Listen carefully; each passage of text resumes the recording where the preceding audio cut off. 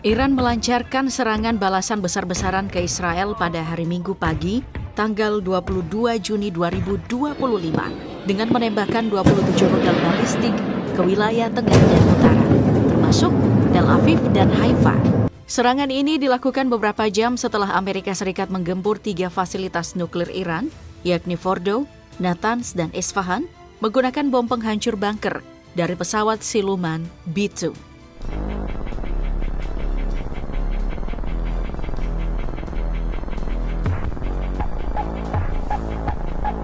Ledakan hebat mengguncang sejumlah kota di Israel, memicu sirene dan kepanikan massal.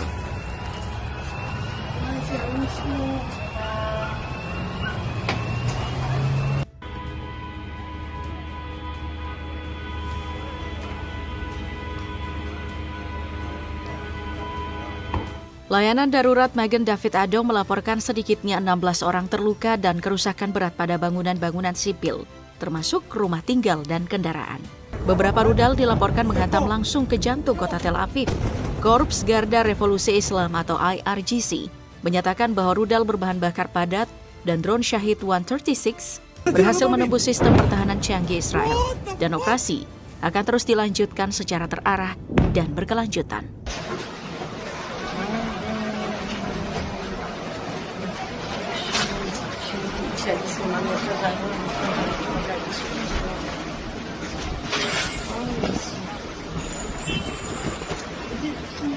IRGC menegaskan bahwa semua pangkalan militer Amerika Serikat di kawasan kini menjadi target sah.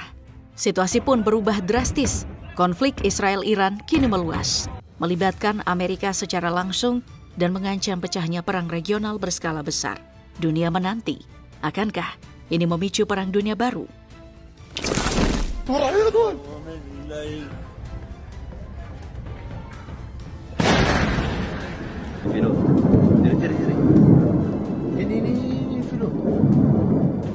Mari kita sama-sama menghela nafas, karena ini bukan cerita tentang dua negara. Ini tentang bagaimana dunia diam-diam menahan nafas, karena tahu satu kesalahan kecil saja dan semuanya bisa terbakar.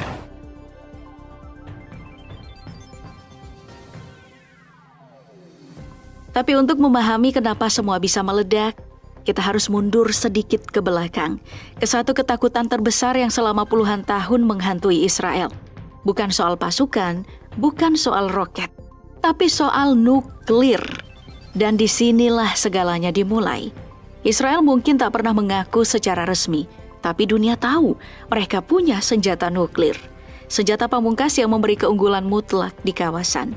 Dan ketika Iran mulai membangun fasilitas nuklir, perlombaan senyap itu berubah jadi ancaman nyata.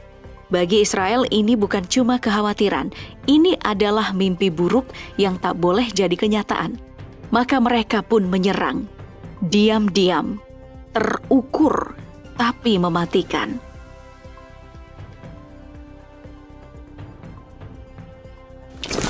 Di atas kertas, serangan Israel terlihat presisi, cepat dan terkoordinasi, menghantam jantung militer Iran dari segala arah.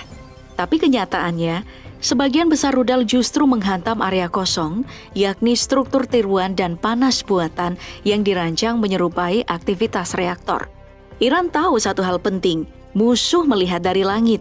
Mereka tahu Israel itu bergantung pada pengintaian satelit, dan di sanalah jebakan dipasang. Citra panas buatan, aktivitas palsu, pergerakan kendaraan militer yang sengaja dipertontonkan. Sementara itu, aset-aset penting dipindahkan, disembunyikan di balik tanah dan bayangan. Hasilnya, rudal-rudal Israel membakar panggung yang memang dirancang untuk terbakar. Dalam perang ini, Iran bukan cuma bertahan, mereka mengarahkan serangan musuh ke arah yang salah.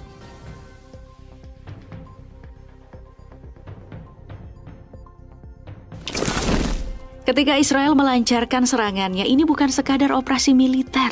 Ini adalah peta kehancuran yang dirancang dengan presisi. Wilayah barat laut Iran jadi titik benturan pertama.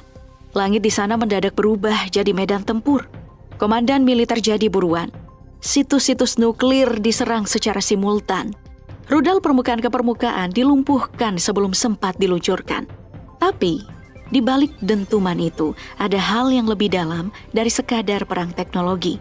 Target serangan kali ini bukan cuma tank dan radar, tapi juga otak-otak di balik program nuklir Iran. Para ilmuwan yang bekerja untuk IRGC. Mereka yang selama ini bekerja di balik pintu baja, kini jadi nama di daftar sasaran. Beberapa bahkan tewas saat tengah melakukan riset. Laboratorium yang selama ini jadi ruang sunyi berubah jadi abu. Dan serangan ini menembus lebih dalam lagi ke tempat yang tidak terduga. Stasiun televisi Iran pun ikut terdampak.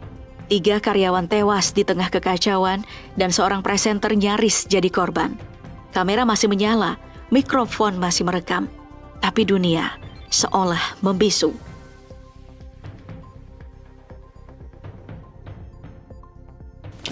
Banyak yang menyebut ini serangan mendadak, tiba-tiba, brutal, mengejutkan. Tapi kenyataannya tak ada yang benar-benar mendadak dalam dunia intelijen. Bertahun-tahun sebelum rudal diluncurkan dan sirene meraung, Mossad sudah bergerak. Diam-diam, dalam senyap, di jantung wilayah Iran, mereka membangun fasilitas drone rahasia. Lokasi tersembunyi, sistemnya senyap, dan pilot bayangan. Fasilitas ini bukan cuma untuk memata-matai, tapi untuk menyerang. Dan pada hari itu, mereka diaktifkan secara bersamaan. Bersama lebih dari 200 pesawat Israel yang menyasar titik-titik strategis. Semua diarahkan pada satu tujuan, mematahkan sistem pertahanan udara Iran secepat mungkin, sedalam mungkin. Dan inilah seni perang modern, tak terlihat, tak terdengar, tapi mematikan.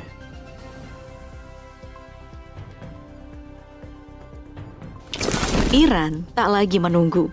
Mereka membalas bertubi-tubi. Operasi ini dinamai Janji Sejati 3. Sebuah pesan terselubung bahwa serangan mereka bukan reaksi emosional, tapi janji yang kini telah ditepati. Target utama, Kiryat, sebuah kompleks yang disebut sebagai Pentagonnya Israel. Kiryat ini bukan sekadar gedung, ia adalah otak, saraf, dan nadi operasi militer Israel. Tapi Iran tidak berhenti di situ. Serangan juga diluncurkan ke Tel Aviv dan Haifa. Gedung konsulat Amerika Serikat ikut rusak dan pesan politiknya sangat jelas. Tak ada sekutu yang benar-benar aman. Haifa sendiri bukan kota sembarangan. Di sanalah pelabuhan militer utama Israel berada. Gudang amunisi, instalasi rudal, dan jalur suplai logistik strategis semuanya bertumpu di kota ini. Menghantam Haifa berarti mengguncang jantung pasokan militer Israel dari dalam. Di balik dentuman rudal dan strategi militer ada satu hal yang tak bisa disangkal. Korban jiwa. Di Iran, 224 orang tewas, lebih dari 1.400 luka-luka. Di Israel, sekitar 24 orang tewas hingga 590 orang terluka. Bangunan hancur, rumah sakit kewalahan, listrik padam, kota-kota lumpuh sejenak. Warga pun mengungsi. Tapi lebih dari infrastruktur yang benar-benar hancur itu adalah rasa aman. Kini, baik Iran maupun Israel tahu mereka bisa diserang kapan saja dan selalu bisa bertahan.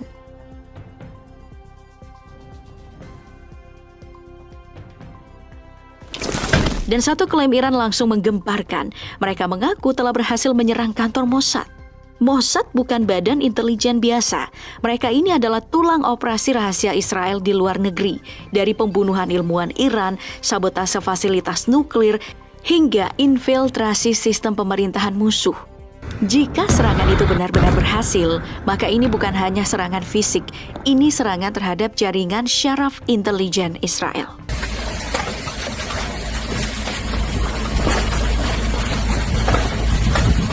Tapi di sini menariknya, selama bertahun-tahun, Iron Dome dianggap perisai langit yang tak tertembus. Sistem pertahanan tercanggih di kawasan, mampu mencegat roket dan rudal sebelum menyentuh tanah. Tapi kali ini, Israel bukan cuma diserang, tapi juga dibuat kewalahan. Dan di sini strateginya, Iran tidak mengandalkan satu jenis senjata. Mereka menciptakan badai bertingkat. 100 lebih drone Shahid dilepaskan lebih dulu, mengganggu radar, memancing perhatian, memberi tekanan terus-menerus tanpa jeda. Lalu, disusul rudal balistik model lama. Bukan untuk menghancurkan, tapi untuk membanjiri sistem pertahanan. Untuk membuat si Iron Dome ini sibuk memilih mana yang harus dijatuhkan lebih dulu dan mana yang bisa dilewatkan. Dan ketika baterai Iron Dome mulai kelelahan, mulai panas, rudal hypersonic Fatah pun diluncurkan. Cepat, presisi, sulit dideteksi, lebih sulit dihentikan. Serangan berlapis ini bukan cuma kuat, tapi cerdas. Karena semua dirancang untuk satu tujuan, membuat Iron Dome kehabisan nafas. Hasilnya sangat mencengangkan. Tingkat intersepsi turun drastis dari 90% menjadi hanya 10% hingga 15%. Dalam beberapa lama, teknologi kebanggaan Israel terbukti tidak kebal. Karena dalam peperangan modern bukan hanya senjata yang menentukan, tapi juga cara menyerangnya.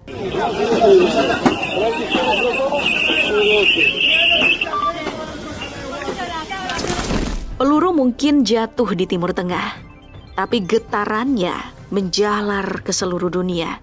Harga minyak melonjak tajam, pasar energi bergejolak, ketakutan akan kelangkaan dan embargo mulai menghantui negara-negara pengimpor. Maskapai internasional menghentikan atau mengalihkan rute mereka, karena jalur udara Timur Tengah berubah jadi zona berbahaya. Bandara ditutup, kargo tertahan, rantai logistik global kembali terganggu, seperti mimpi buruk lama yang berulang. Dan di sisi lain, ekonomi dunia mulai terbatuk. Inflasi mengintai, harga bahan pokok melonjak. Negara-negara berkembang kembali dalam posisi paling rentan. Ini bukan cuma konflik dua negara. Ini batu kecil yang dilempar ke danau yang tenang dan riaknya mengguncang seluruh permukaan. Perang di Israel dan Iran kini bukan hanya urusan mereka. Ini adalah krisis yang sedang mengetuk pintu kita semua.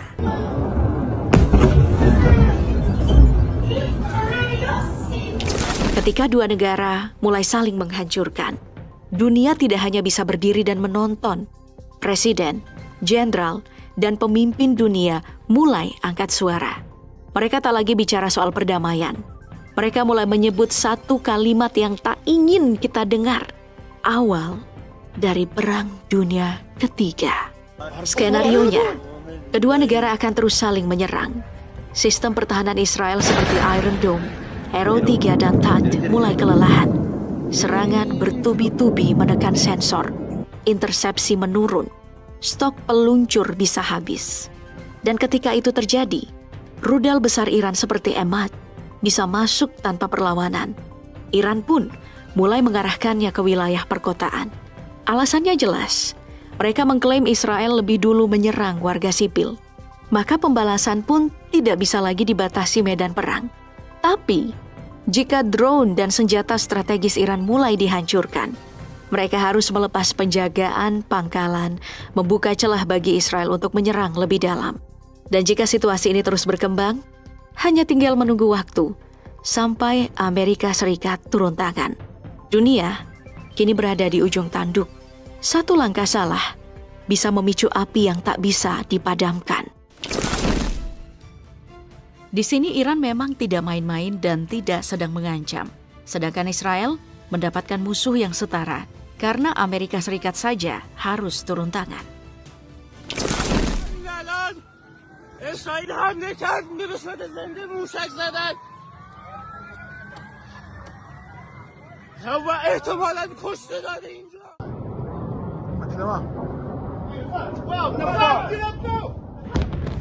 Di akun Truth Social miliknya, Trump kembali menggaungkan pernyataan lama yang kini terasa usang.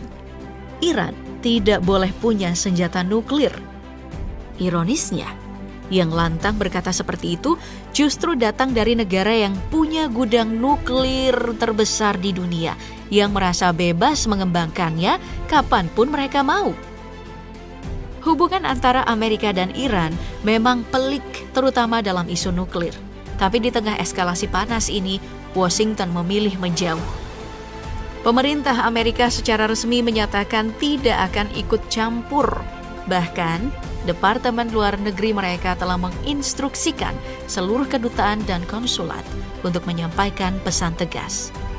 Amerika Serikat tidak terlibat dalam serangan Israel terhadap Iran yang dimulai sejak 13 Juni.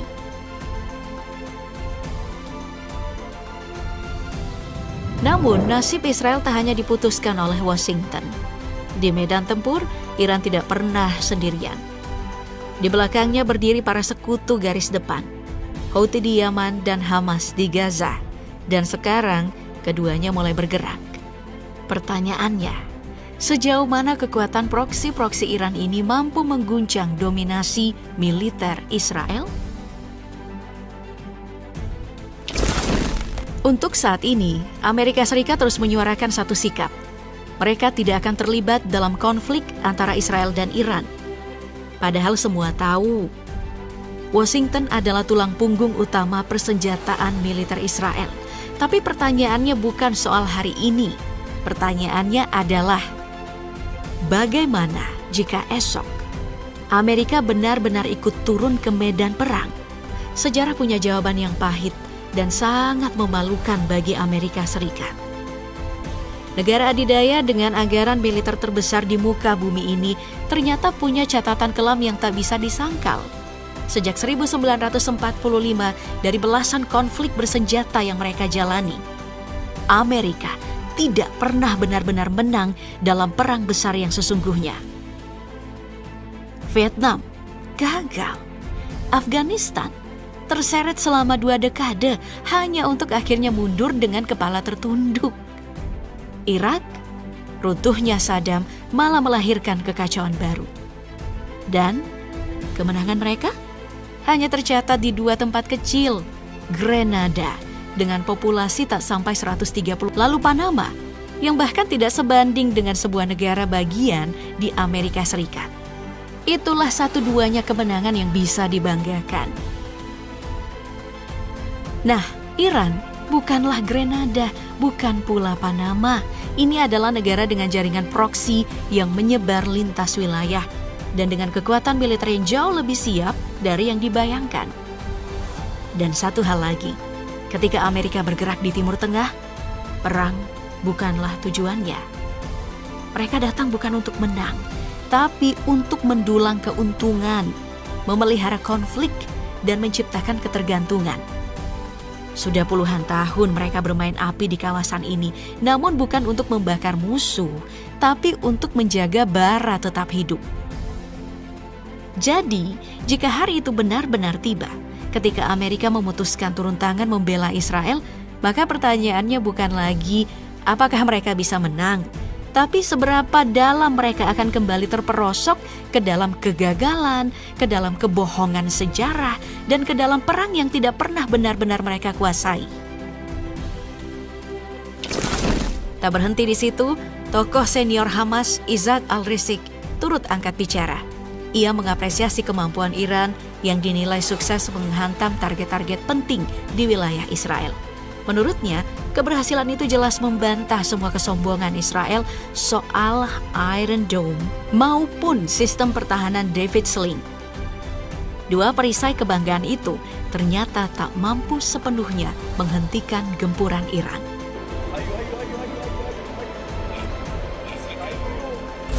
Di tengah memuncaknya tensi kawasan, Iran kini tak sendiri. Dari arah Yaman, kelompok Houthi menyatakan siap tempur. Mereka mengonfirmasi telah menembakkan rudal balistik hypersonic ke sejumlah lokasi sensitif di Tel Aviv, baik target militer maupun sipil.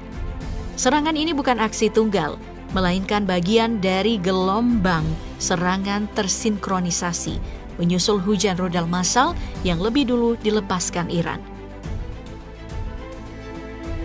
Houthi mengklaim menggunakan rudal bernama Palestina II. Dan salah satu rudalnya dilaporkan menghantam wilayah Jaffa di jantung Israel Tengah. Komitmen Houthi sejak awal memang sudah jelas. Mereka berdiri bersama semua pihak yang memilih melawan dominasi Zionis. Solidaritas penuh ditunjukkan. Dukungan terhadap Gaza dan Iran mereka nyatakan tanpa ragu. Bahkan mereka bersumpah akan terus meluncurkan serangan dan mungkin jauh lebih besar jika Israel tak segera menghentikan pengepungan dan penindasan terhadap Palestina. Abdul Malik al-Houthi, pemimpin tertinggi kelompok Ansar Allah, bahkan tampil di televisi dari Sanaa untuk menyampaikan kecaman keras atas agresi Israel ke Iran. Ia menyerukan umat muslim di seluruh dunia untuk bersatu membela negara-negara Islam yang menjadi target serangan Israel. Dalam pidatonya, Abdul Malik menyampaikan duka mendalam kepada para pemimpin dan rakyat Iran atas jatuhnya korban jiwa dan kerusakan besar akibat serangan Israel. Ia pun kembali menegaskan dukungan penuh terhadap gelombang pembalasan Iran yang dikemas oleh operasi Fada Es-Sadiq III. Dengan terlibatnya Houthi di medan perang ini, jelas konflik Israel-Iran akan kian memanas. Melihat catatan Houthi sebelumnya, kemampuan mereka bukan isapan jempol. Mei lalu, mereka sukses menembus sistem pertahanan Israel dan menyerang bandara Ben Gurion di dekat Tel Aviv.